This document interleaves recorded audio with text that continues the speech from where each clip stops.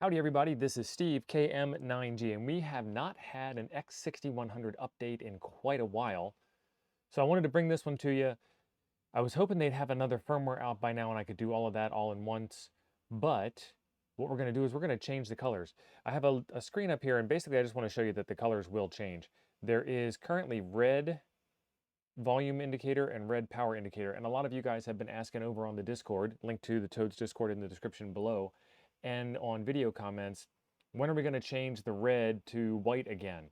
I'm going to give you guys the ability to do this all by yourselves. It's, I don't know, it's somewhat advanced because you got to do a bunch of stuff and it relies on some unreliable Wi-Fi inside of the device, but we'll make it happen. Perseverance and persistence will get us to the other side of this thing. So what I'm going to do is I'm going to switch over to my terminal window and start going through what all we need to do.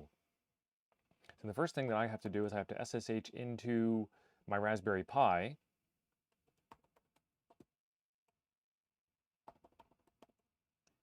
And once I am in my Raspberry Pi, I need to do some terminal work to get connected. I've done all this stuff before, so we'll just kind of get past it real quick.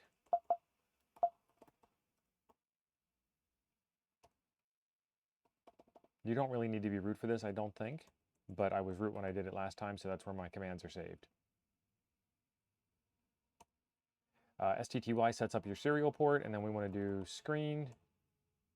There's no screen to be resumed.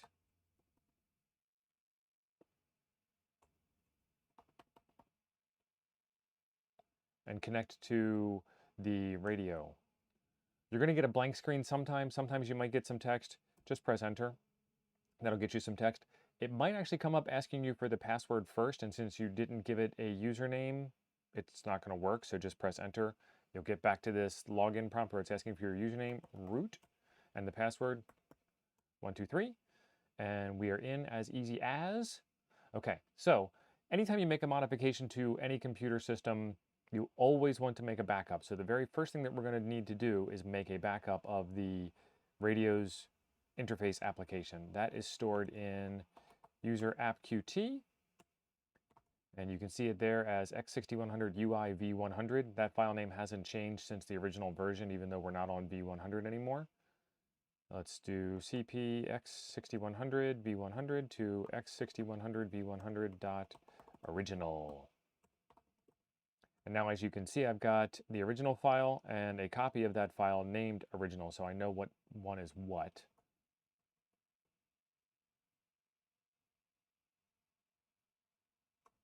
Once we have that saved, we need to go in and set up our Wi-Fi configuration. I find this is so much less painful to do while you're here in the command line than it is through the radio's interface. So I did the same thing. I made a backup of the Wi-Fi config. This is what it looks like. Change the SSID to your SSID. Change the pre-shared key, the PSK, to your passphrase that you use to get onto your Wi-Fi. I've already done that on my file. So next we need to start it.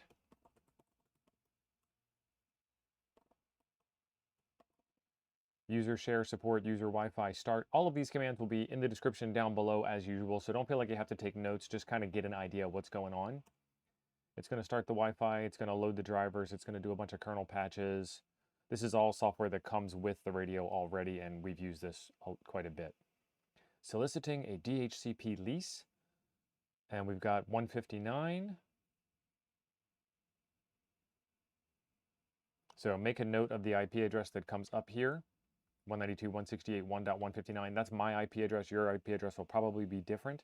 If you don't see it, type ifconfig, interface config, and it's going to be WLAN 0, inet address 192.168.1.159. Great, so now we've got networking up and running. Now we need to stop the service on the radio that runs the user interface.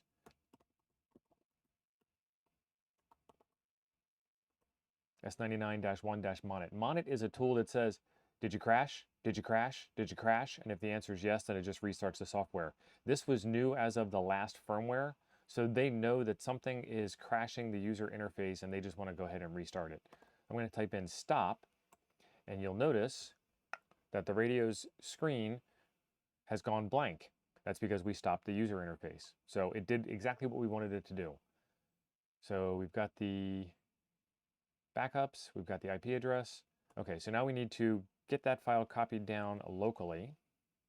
So I exited out of screen, I hit Control A, let go, and then I hit D to detach from the screen. It's still running in the background, it's still connected to the radio, I'm just not seeing it on my screen. I'm back to my Raspberry Pi screen here. Okay, so now I want to make a directory to work in, and then change into that directory, and I want to copy, secure copy using the SSH protocol from the radio, 192.168.1.159, user app underscore qt x6100 underscore ui underscore v100 to the current folder. Oh, I typed in the IP address wrong. Yes, that's the IP address I want to connect to. Password is correct. We copied the file locally. Excellent. So there she is. She's now on my local Raspberry Pi machine. I had to install the BBE utility, apt-get install BBE. I've already done it, so it's just going to say that it's already, whoops, muscle memory from a year ago or two when you used to use apt-get instead of apt. And it says BBE is already installed and is the newest version, and then it gives me some other information that isn't relevant to what we're doing today. So that's how you would install BBE on your machine. BBE is the tool that we're going to use to make this change. The command line that we need to run is interesting. I'm going to copy and paste this from another screen over to the screen that we're working on. So it's BBE-E, which I guess means edit, and then in quotes we're going to do a search s/ff3f00. These are your HTML color codes. So red, green, and blue, and what we have is all the red, some green, no blue at all. And I'm going to change that to all the red, all the green, all the blue. If you mix all the colors together, you get white. I'm going to take the input file, the v100 file, and I'm going to process it and spit it back out as this new file called x6100 UI v100 white. I'm going to press enter. It's going to act like nothing happened, but that's how Linux commands work. If nothing happened, it's good. If there's an error, then it will complain and you'll be able to tell what to do. So if you get back just a plain prompt very fast, that means it did the thing. We'll verify that by looking at the files. You want these file sizes here to match. If they don't match, something's wrong. Start over again. So this is the original file that I copied off the radio. This is the new file. So now I need to copy this file over to the radio. And we're going to use the scp command, only we're going to do it in reverse. We're copying from local to remote.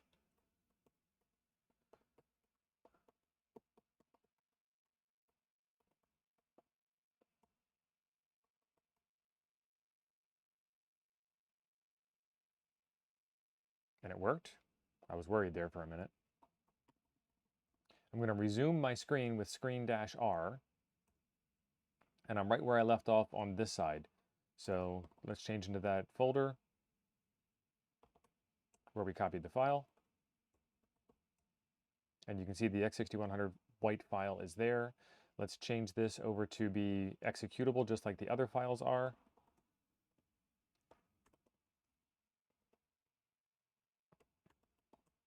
So change mod, change mode of file. 755 is the command for read, write, execute. So the 7 is the read, write, execute. The 5 is read, execute. And the next 5 is read, execute. And this is for the current user, is the first 3. The second 3 is for the group. And the third 3 is for everybody. So the owner of this root can read, write, and execute this file. Regular users can read and execute, and then people in the group can read and execute, and then everybody else can read and execute also. And then I got a wonderful Wi-Fi message saying that I disconnected.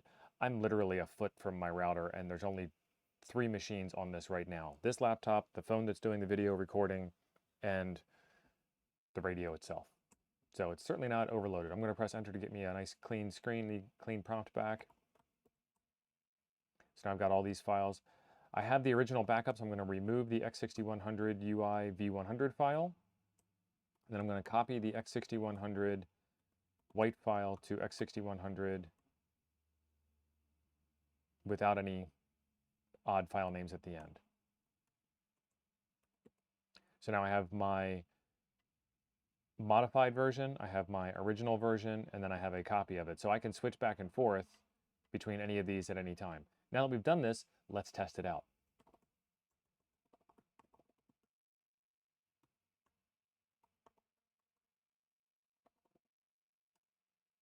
And it's starting up, and it works.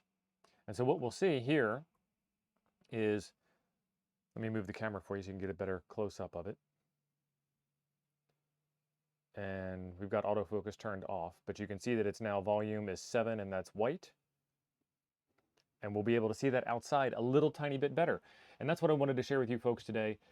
You can change some other colors, you can change some other things, but this is the hardest thing, is to see red text on a blue background out in the direct sunlight. So hopefully this is a big help for you. If not, there's another video right over here I think you will enjoy next. Thanks for being awesome. We'll see you in the next one.